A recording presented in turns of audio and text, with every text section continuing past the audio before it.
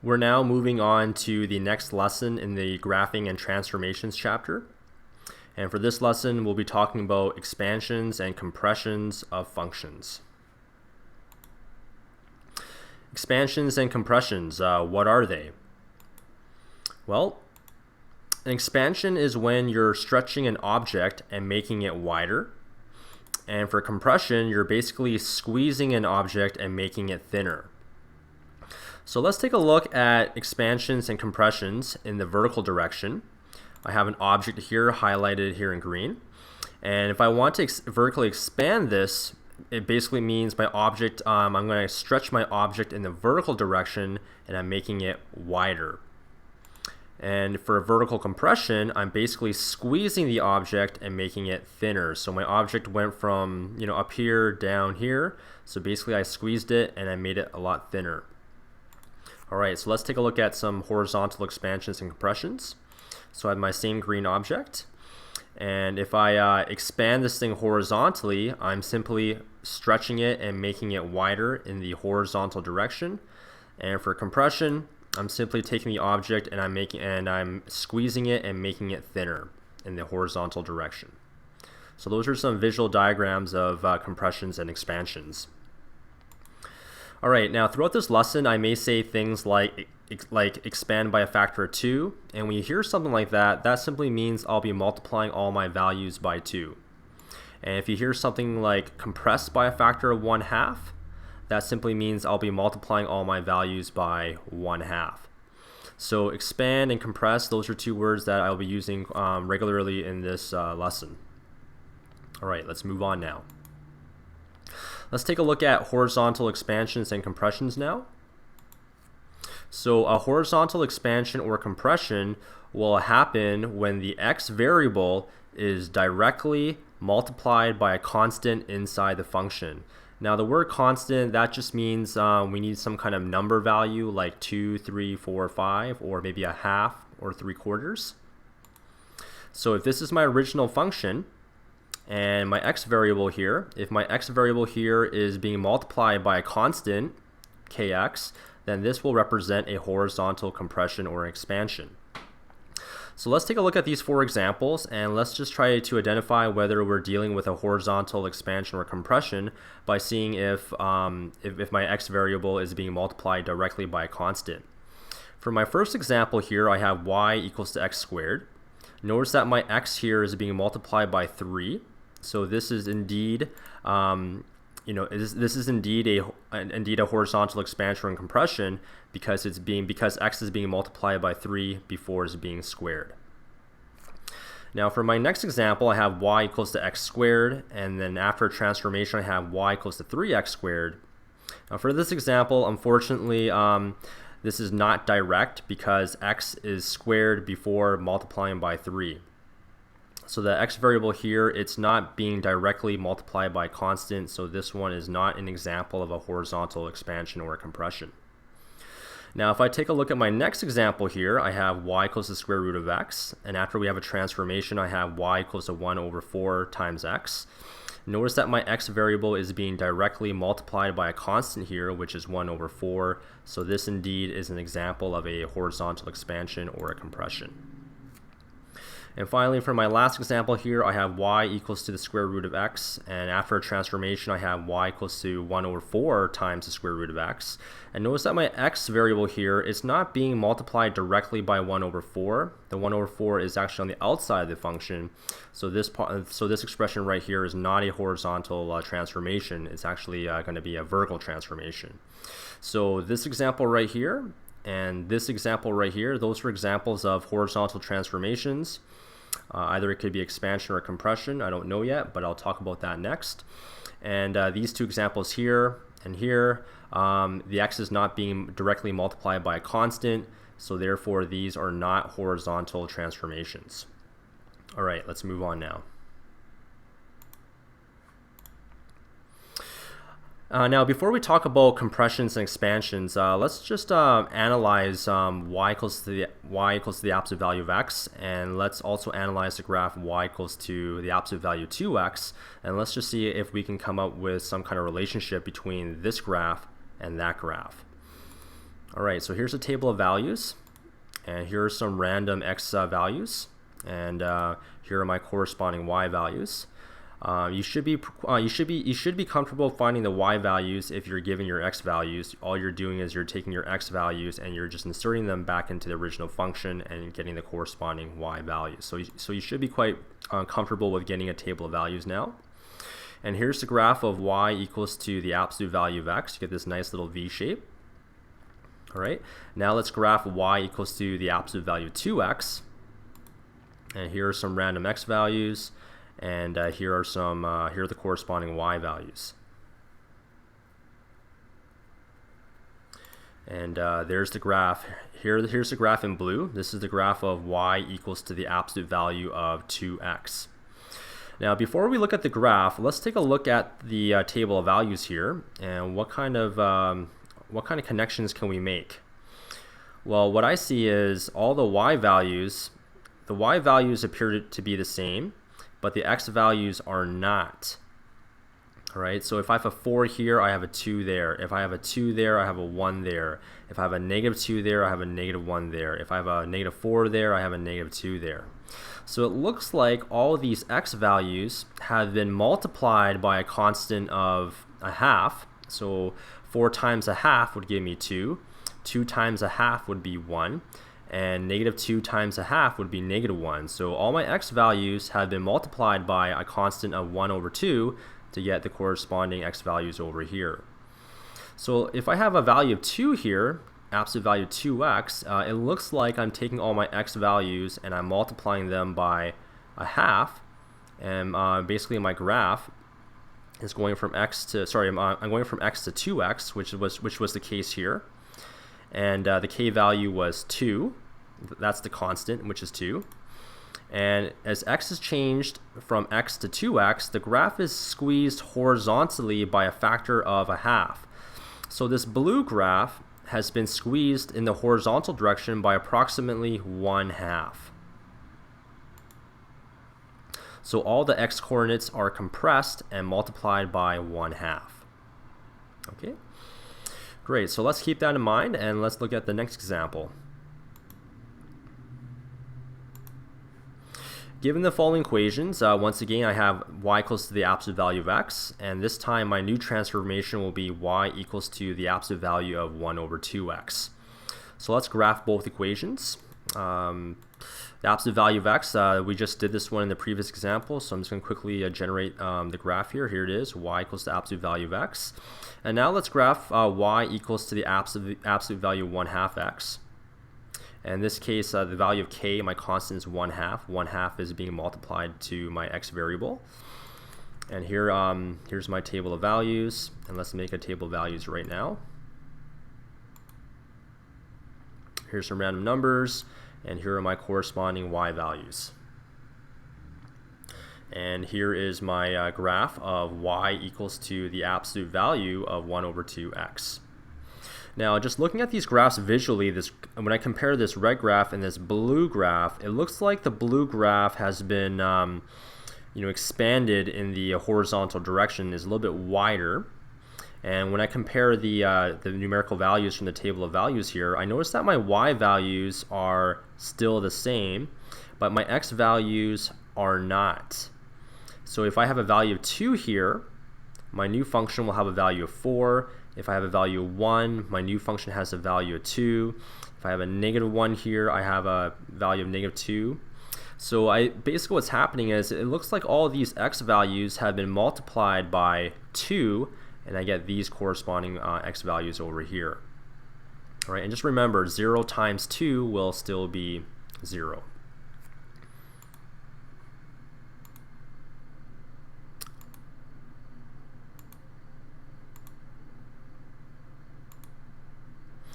So basically my graph is being expanded horizontally by a factor of 2, and that means all the x coordinates are multiplied by 2. And there it is. Here's the picture of my graph being expanded by in the horizontal direction by 2. All right, let's move on to the next example. constant k. So in the previous examples, we've been looking at the constant that's being multiplied onto the variable, and now let's analyze this constant value. So a graph will expand or compress depending on the value of the constant k. So let's take a look at this number line here. I have a few different situations. For example, this region over here would represent numbers that are bigger than 1. This region here would represent values between 0 and 1. And this region over here would represent values between -1 and 0. And this region over here, that would represent numbers that are, I guess, greater, well, less than -1. Okay, so this region right here, k is greater than 1. So for example, I could have numbers like 5, 10, 5/2, and 3.25. All these numbers are greater than 1. And if the k value is greater than 1, then we're going to have a compression, as illustrated in the previous examples. If k is between 0 and 1, we'll have an expansion. And here are some examples of numbers that are between 0 and 1, 0.01, 3/4, 1/5, 0.25. All these numbers are between 0 and 1. And from the last example that we just did, we saw that when k was 1/2, which is between 0 and 1, we actually had an expansion. So when you're dealing with problems in this section, you need to find the value of k. And you need to ask yourself, is the k value bigger than 1? Is it between 0 and 1? Because if you're able to do that, then you will know what, if your graph is being compressed or expanded. Now, if you have a value between 0 and -1,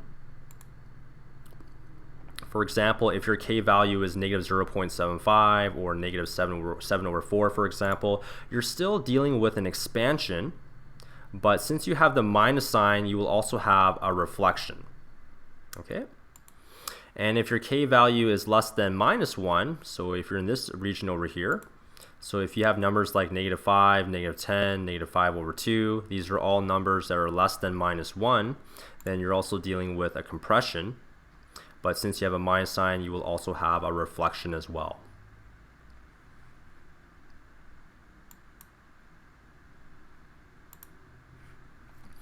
Now let's take a look at vertical expansions and compressions.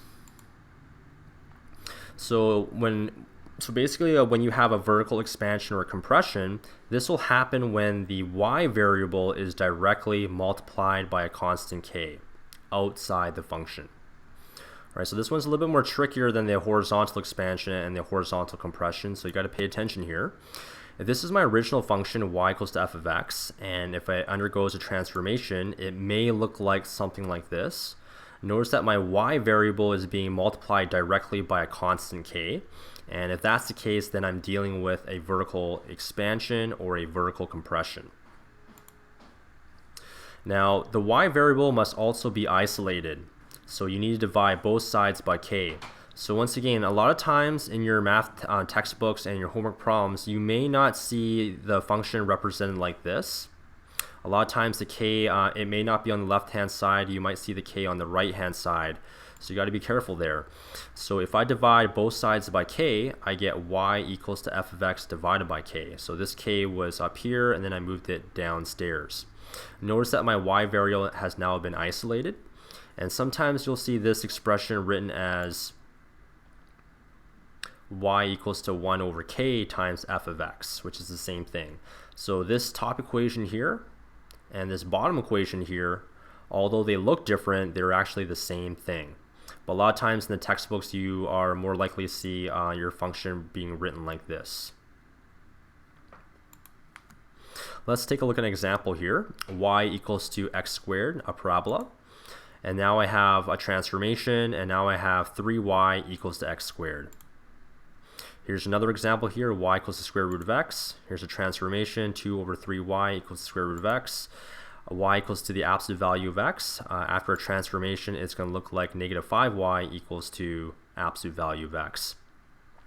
So in this question right here, going back to this first example here, I have a transformation. Y is being multiplied by 3, and the k value here is simply going to be 3. K is the constant that's being multiplied onto y. So k is 3. Over here, I have 2 over 3 times y, so my value of k will be 2 over 3. And over here, I have a negative 5 times the y, so my k value would be negative 5. All right, so in these examples right here, we just practice finding the value of k. So remember, the next thing that we're going to do is we're going to analyze what these numbers mean. So here, k is 3, which is bigger than 1. Is that an expansion or compression? K equals to 2/3. This number is between 0 and 1, so this is going to be an expansion. All right, so let's take a look at a few more examples.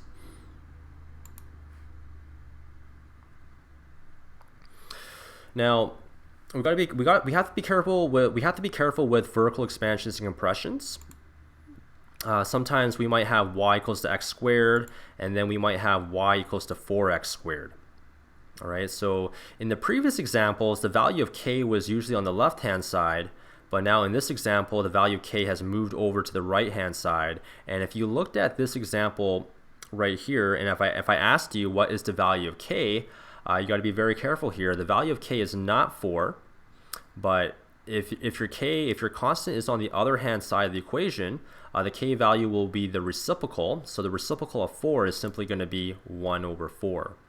Now just remember, this 4 originally, if you divide this side by 4 and that side, the left-hand side, by 4, you'll get a 1 over 4y. So that's why k equals to 1 over 4. So always remember, for vertical transformations, the constant k will appear as a reciprocal on the other side of the equation. So once again, if your constant's over there, the value of k will be the reciprocal of this, which is 1 over 4. Let's take a look at another example here. Y equals the square root of x, and y equals the absolute value of x. And now these two equations have gone through some transformations. Here, y equals to 3 over 4 times the square root of x. So I'm going from this function to this function. So what's my value of k? Well, the value of k is not 3 over 4, but it's the reciprocal of this, which would mean k is 4 over 3. And over here, I have y equals to negative 2, and the reciprocal of negative 2 is going to be negative 1 over 2. All right. So all these k values, you got to be very careful. If the k value is on the right-hand side, you have to look at it in terms of a reciprocal.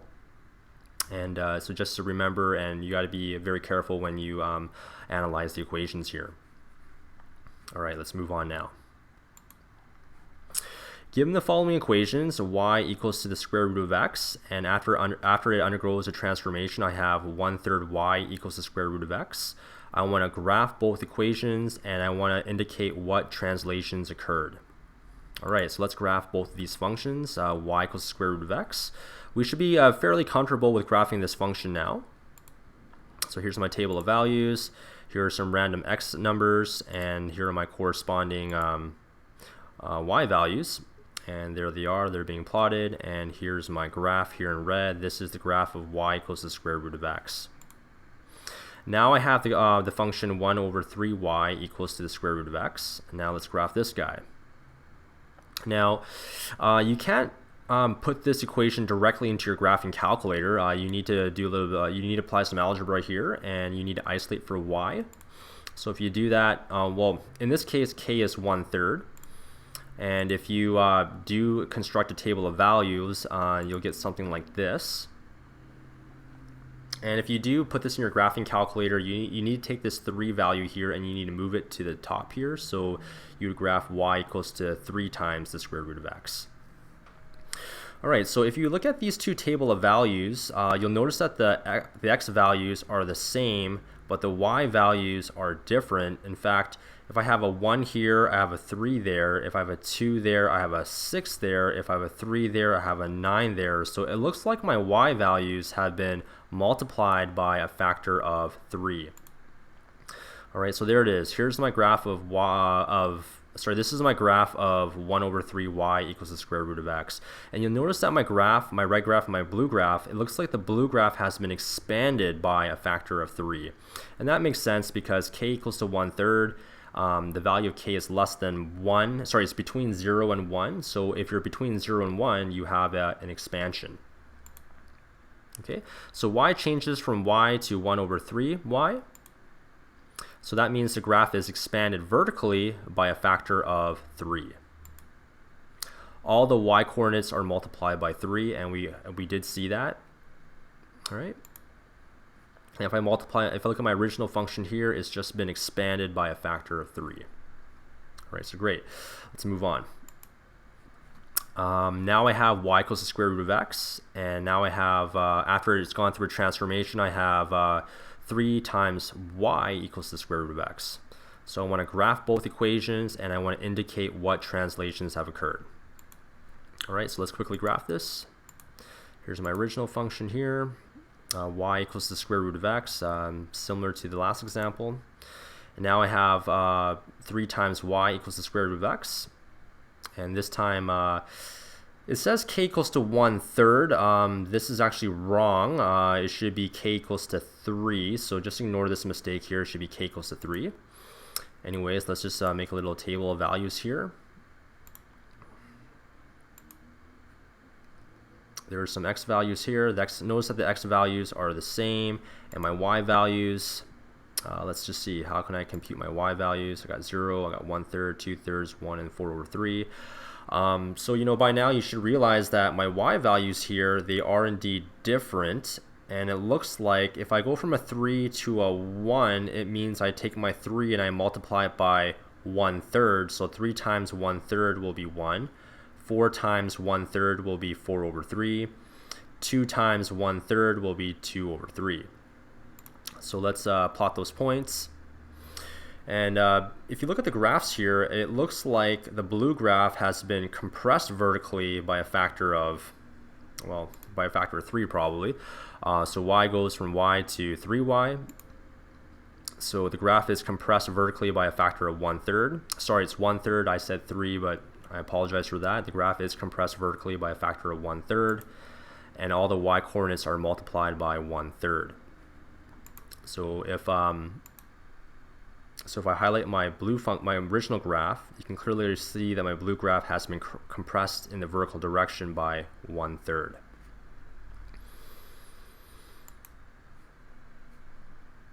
All right, let's move on now. Let's go through the summary first.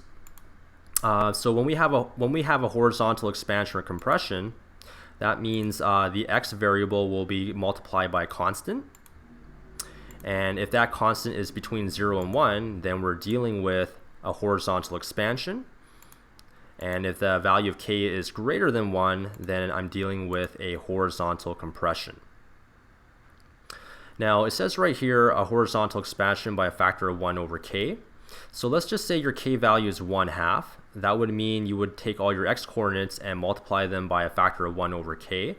So if k is 1/2, 1 divided by 1/2 would be 2. So you'd be multiplying all your x values by 2. If your k value, in this case, if it's bigger than 1, for example, if your k value is 3, then you would take all your x values and multiply by a factor of 1/k. And since k is 3 in my example, you would times everything by 1/3. So multiply all x coordinates by 1/k. All right. Now let's look at vertical expansions and compressions.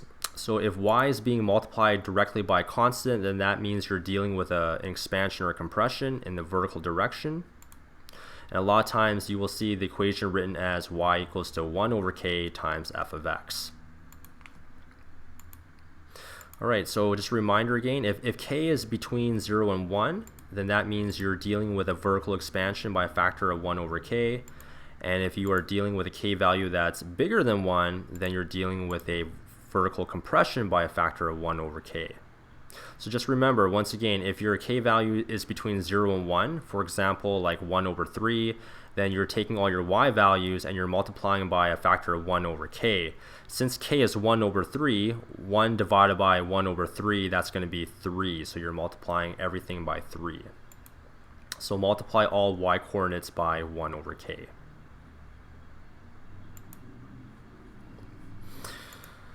All right, so given each of the equations, indicate what transformations are involved and the constant k, and determine whether we have an expansion or a compression. All right, so I have 4 examples here. Let's take a look at the first example, y equals the square root of x, and after a transformation, it goes to y equals to the square root of 2x. So as I can see, my x variable is being multiplied by a constant. So x is going from x to 2x. K is 2. It's bigger than 1, so I'm dealing with a horizontal compression by a factor of 1/2. All right, let's move on to the next example. I have y equals to x squared, and then it goes into y equals to 3x squared. This 3, well, the 3 originally came from the y, so if I divide both sides of the equation by 3, I get 1 over 3y equals to x squared. And you'll notice that my y variable is being changed from y, which is the original y, to 1 over 3y. And in this case, k equals to 1/3. This is between 0 and 1, so we're dealing with a vertical expansion because we're dealing with the y variable is being changed directly, and since k is less than 1, it is indeed a vertical expansion by a factor of 3. The next example here, y equals to the absolute value of x. I have a 1/2 here, very similar to the previous example here, except I have a 1/2. I move the 2 above. I get 2y equals to the absolute value of x. So this time y is being multiplied by a constant. Y goes from y to 2y, and this means the value of k will be 2. Since 2 is bigger than 1, I'm dealing with a vertical compression by a factor of 1/2. And in my last example here, I have this original function f of x, then I have a 3 here and a 1/2 there. So let's deal with the x first. I have an x going to a 1/2 x, and this is going to represent a k value of 1/2. This is between 0 and 1, so I have a horizontal expansion by a factor of 2. And this 3 here, this originally came from the y, so in this case, y goes from y to 1/3 y, and my k value here would be 1/3, and this means I have a vertical expansion by a factor of 3. All right, let's move on to the last example here. Given the graph of y equals to f of x, which is this graph here in red, draw the graph for y equals to 3 times f of 1/2 x. All right, so let's focus on the x variable first. Originally I have an x, so x changes from x to 1/2 x.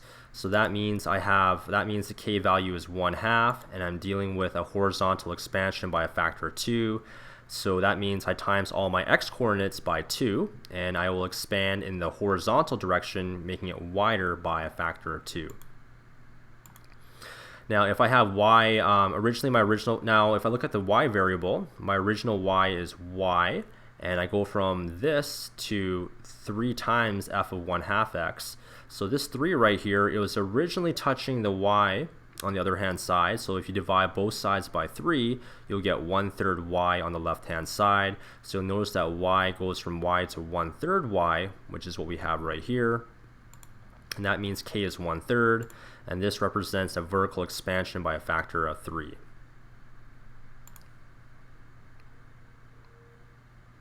Okay, so that's a visual graph of my original function being expanded by a horizontal factor of 2. And here's another visual representation when my graph has been expanded vertically by a factor of 3, so I'm making it wider in the vertical direction. All right, let's go back to my original function here. All right, so what we're going to do next is we're going to write down all these good points. Just ignore this side for now, but this point right here is located right there. -4, -2 is right there. -2, 2 is right here. 10, -2 is right here. So these are the points. All these points represent my original graph here in red. And what I'm going to do now is I'm going to apply these transformations, the horizontal expansion by a factor of 2. So that means I take all my x values here and I multiply those by 2. So -10 times 2 is -20, -4 times 2 is -8, 10 times 2 is 20. And then when I apply my vertical expansion by a factor of 3, that means I take all my y values here and I multiply these values by 3, and that's how I get all these 6s. And after that, I'm going to plot these points. So you can see that in the visual diagram right here. And then when I do that, this is what I get. All right, so this blue graph right here, this is my new graph after I applied the horizontal expansion and the vertical expansions. So this is my new graph. All right, so that concludes this lesson, and we'll see you again in the next video lesson.